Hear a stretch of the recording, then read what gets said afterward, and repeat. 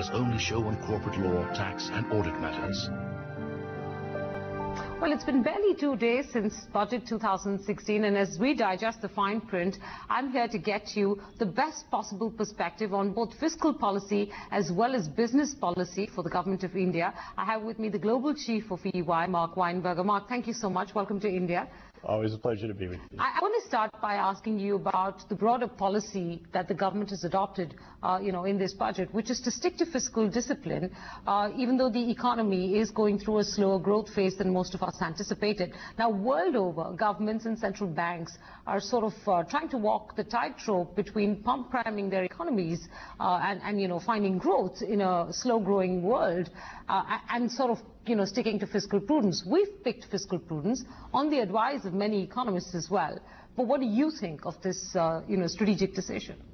Well, I think the Prime Minister actually struck a very nice balance between sticking to fiscal discipline, talking about the deficit going down at 3.5% of GDP, which is very reasonable and certainly a positive trend, but providing a lot of room for investment in the budget. And investing in infrastructure, allowing for more foreign direct investment, trying to help the rural communities, all of that seems to fit in. That gives confidence to the capital markets, of course, and confidence to investors. It may even allow, as you know, there's lots of talk about whether or not the World Bank of India will reduce interest rates. And if it does, then that would be a positive thing it could do only if there's fiscal discipline. And so I think it's a really nice balance that's struck in this budget. Okay, but we have had to cut back on capital expenditure as one of the giveaways towards fiscal discipline. You've advised governments on fiscal policy across the world, so I'm curious to know as to whether you think we've made the right choice.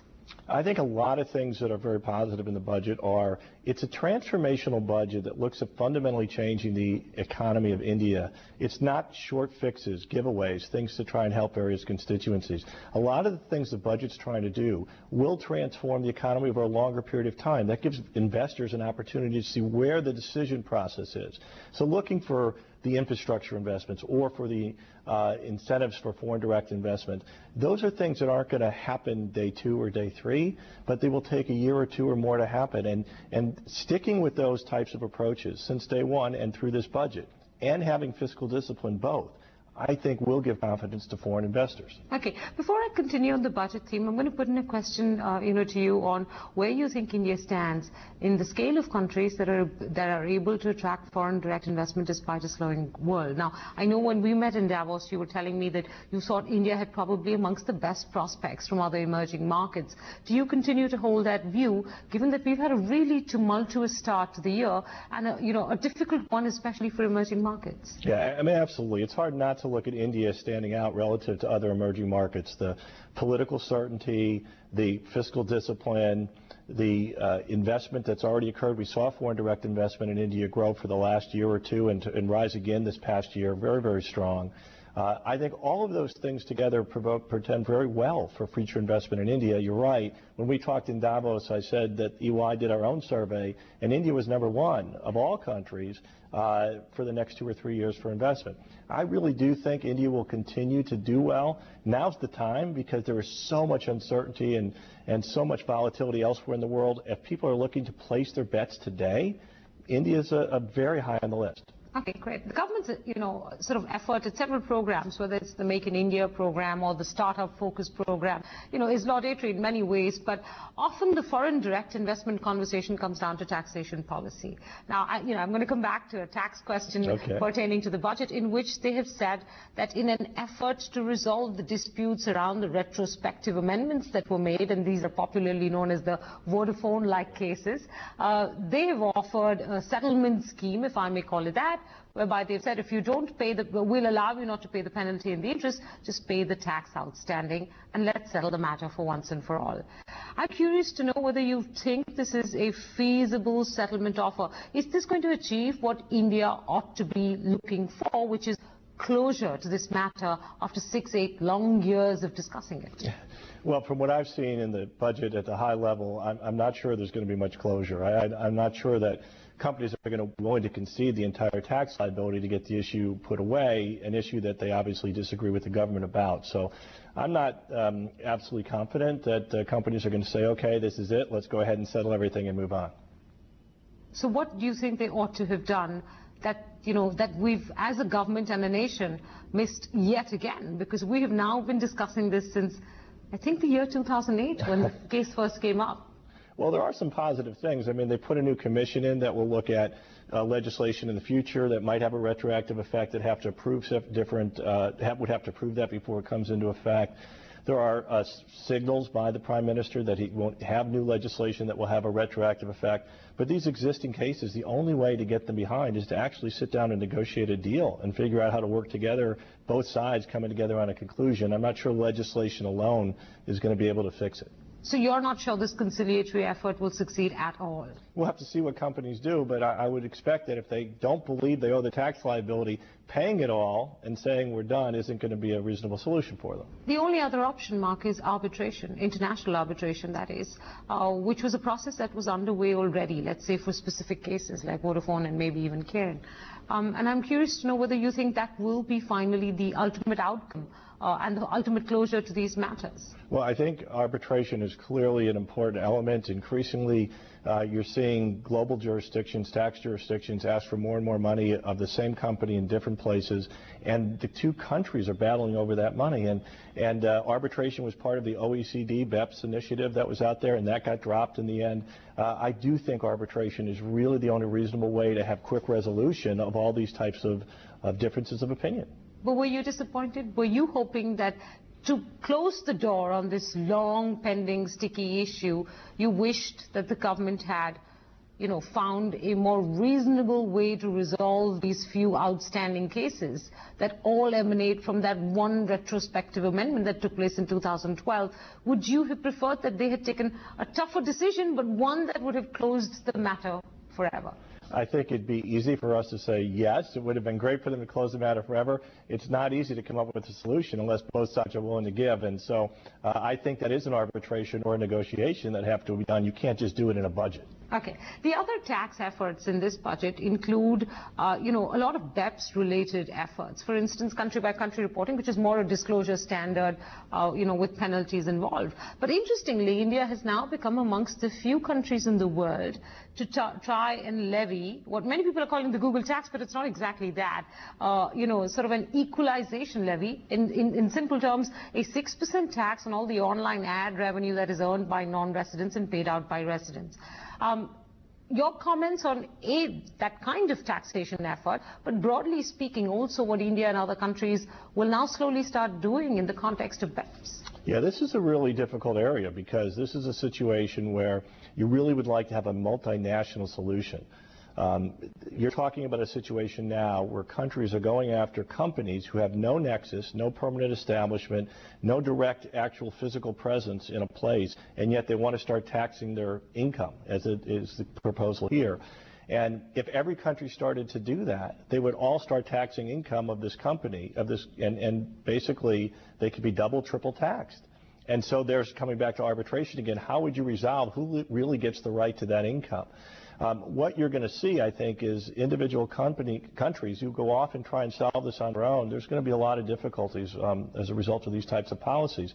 Really, they left this open in the OECD negotiation of how countries would deal with this, and I don't think we have a good solution to it right now. Okay, but this is specifically on online ad revenues being paid out by Indian residents to non-residents. So it is revenue that people outside the country are earning from within the country or from within India, even if they don't have a permanent establishment or any such place of business here.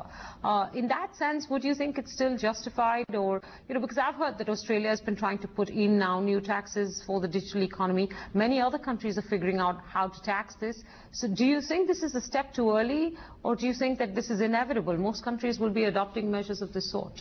Well, you're absolutely right. It is very difficult to figure out how to tax in an income tax system the digital economy. And what traditionally has been the rule is if you have presence there, if you're there using the roads and bridges, you're taking assets from a country, then you could be taxed there on your income from that jurisdiction. When India decides to tax this income from some digital company, somebody else was already taxing it. So it wasn't just not taxed somewhere. Now someone else is not going to have that taxable income. And they're going to come back and fight and say, well, wait a minute, we were taxing this before. We're not all of a sudden now going to give it up to India. And each individual country will have their own way of dealing with how to tax this digital economy. And you could see lots and lots of disputes between countries fighting over the same revenue. And this company who's in the middle, without an arbitration ability to get to a final resolution, could be double or triple taxed. And this is what I think is really yet have to be worked out by tax administrations across the world. Fair enough. The other thing we've reaffirmed in this budget is the implementation of GARD starting next year. Many Indian businesses are very wary of what this is going to mean, especially several foreign investors who've routed their investments through Mauritius or other lower tax regimes, if I may call it that. How do you look at this entire basket of tax proposals? We have place of effective management that's come in, deferred by a year, but we now have this digital economy tax. We will have GAR next year. We're looking at country-by-country reporting. India is a country that's in dire need of foreign direct investment. And yet, of course, its revenue department also needs funds because the country needs funds. How do you see this balance working out? It is such a great question because it is the typical balance that a country tries to achieve. Right? So you talk about foreign direct investment, which is incredibly important, bringing capital into this country, which will create jobs, which will create consumption, which will grow the economy. And there's so many good things in the budget for foreign direct investment, whether the agricultural market companies that were set up for allowing foreigners to now invest in these rural companies directly, taking the approval out of foreign direct investment so you can automatically increase your amount of investment in India. Lots of great things. But if you create an environment where every issue potentially around tax is so uncertain that companies feel like they don't know how much it's going to cost to make those investments, you undo all the good that you do. So a GAR, a great example, and there are GARs all around the world, so India's not the first country to put in a GAR, but it's only as good as it's executed. So if it's believed to be executed unfairly, or if it's going to be duly harsh, or if nobody understands the rules and there's not principles laid out that are very specific, then it's just whenever a tax administrator says, we want to collect more revenue, they say, GAR. We just think we have a right to this. And so it's really going to be important how that's going to be executed, whether or not it creates this uncertainty that will limit the foreign direct investment that you're otherwise trying to create. Okay, so you started by saying that India ranked #1 in the investment sort of survey that you had done as the country that most people want to invest in. But this monkey on our back, which is tax, whether it's the inability to close controversial cases like Vodafone and Kane, or it is now the implementation of new taxes, some of which may be justified, by the revenue department. But again, it's the implementation that's going to be a big question mark given India's tax aggression. Do you think that this takes away some of the shine from that #1 spot? Well, yeah, anytime you have uncertainty, it's bad for investment. I mean, business likes certainty no matter what it is. So you have an example here of, I think, something that India is looking at that's very positive, which is reducing the overall corporate tax rate to 25% out in the future, now maybe 2020, and taking away over a period of time some of the incentives, which usually are argued about because you have to qualify for them and argue for them. And so you have a lower rate without social policy and different incentives that could be argued about. That is a very good approach to try and alleviate controversy or difficult tax situations. But the more you keep these proposals in there that are going to create controversy, and the less certainty and confidence you have that your positions are going to be respected, and there's a rule of law that will back you up, it will definitely slow down your decision making, or at least play a role in when companies look at investing here, what that overall cost could be. So you think the announcements with regards to the digital economy tax, the GAR, are going to serve as a bit of a hurdle in being able to attract the real kind of foreign direct investment that we ought to be able to? Well, stepping back for a moment, though, as I said, I think the budget has a lot of really good things for foreign direct investment. I get that. I'm just talking about these two specific measures. Well, clearly it's going to depend upon how they're executed and how they're applied. If they really do create more controversy, if there's more risk of retroactive taxation, we've already heard businesses will respond to that negatively. Well, that I think the government's ruled out. So to be fair, they've said that they're not going to ever legislate retroactively, at least till the end of their term. That's their commitment. So I'm just curious to know whether these few new measures, and the lack of the inability to close out the Vodafone matter continues to sort of pose this big question mark on the investability of India. That's all. That's all I was trying to gather, despite the fact that we're doing so much good. Yeah, I mean, but it would be unfair for me to say that that alone is going to deter investment, because I can't think of a tax administration system anywhere in the world that doesn't have some uncertainty. So yes, those things in isolation looked at will probably be weighing as a negative, but that goes against a potentially 25% tax rate, which is lower than many places in the world, and a whole bunch of other things. So I understand your question, and you're focused in on those, but it's hard to really just pick apart pieces of it and just look at those individually. The Firm, India's only show on corporate law and audit matters. I do want to broaden the conversation from India now and talk a little bit about what you're sensing is the business mood across the world, given how difficult 2016 has been in its first 2 months. Well, the headwinds are really tremendous in the global economy, and you can see that by the IMF continuing to ratchet down the expectations of growth. The uncertainty is almost unprecedented, certainly since I've been in government and business, with the geopolitical uncertainty, whether it's the migration crisis or Brexit, whether Britain will leave the EU, whether the terrorism could pop up somewhere, serious situation, the U.S. election or elections around the world. All these uncertainties are really slowing down business investment, and you're seeing capital expenditures go down around the world, and so we're seeing less investment in plant and equipment and manufacturing, and that's not good. That's the future R&D for growth in the future. So it is clearly slower and suboptimal. On the other hand, it's not 2008. We're not seeing the liquidity crises. We're not seeing financial markets close up. Certainly, the Federal Reserve in the United States, as well as the European Central Bank and Japan and China, all moving in different directions in monetary policy, is causing pause and is causing concern. That's relatively new for us in a global economy. You see all these monetary policies going in different directions in the major economy and the effects it has on exchange rates. So there are a real lot of headwinds, I will say, but I will also tell you, I don't think the financial markets are necessarily representative of the overall economy. I mean, we've seen the financial markets take a real hit in the beginning of this year, but the global economy is not necessarily going down as fast as those markets are. So maybe they were overvalued to begin with, I don't know. But I will say that the economy around the world seems to be poised for slow growth, not a major contraction in our view. Okay. I know you're short of time. You've got many commitments in India, so I'll put a quick last question to you. You spoke of the U.S., you spoke of the Fed, and I cannot ignore that it's an election year. I can't ignore that we've just come out of Super Tuesday. So I'm going to ask you a quick question on both. I knew I shouldn't have raised that point.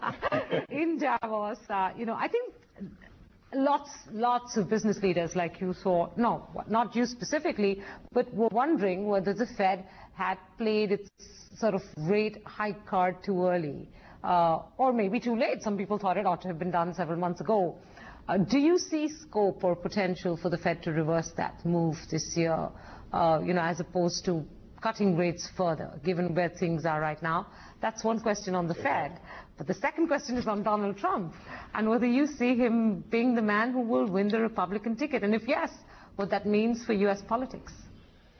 Okay, maybe we'll have time for the first question and not the second. But so the first question, I don't know. Obviously, it's all guesswork with the Fed. They look at a lot of different things, but my sense would be that 0.25% increase that they didn't change the global economy outlooks all that much. And while they may not be tightening as quickly as they thought and raising it as many times this year, the interest rate, to go completely the other direction probably doesn't seem feasible, certainly not in the short term.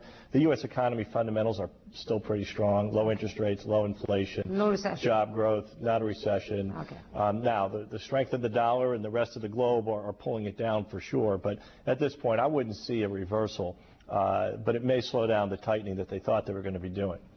Now to your second point. It is obviously still early, but Donald Trump has certainly surprised lots and lots of folks with his populism message. And the anger and discontent in the United States voter right now due to the slow wage growth. We've talked about high asset growth, but the wage growth has been very slow. People are looking for change from the traditional establishment. Right now, Donald Trump represents that change. So what you don't know, is it really Donald Trump's message? Is it what he's saying? Is it the specific issues? He hasn't shown us a lot of policy yet.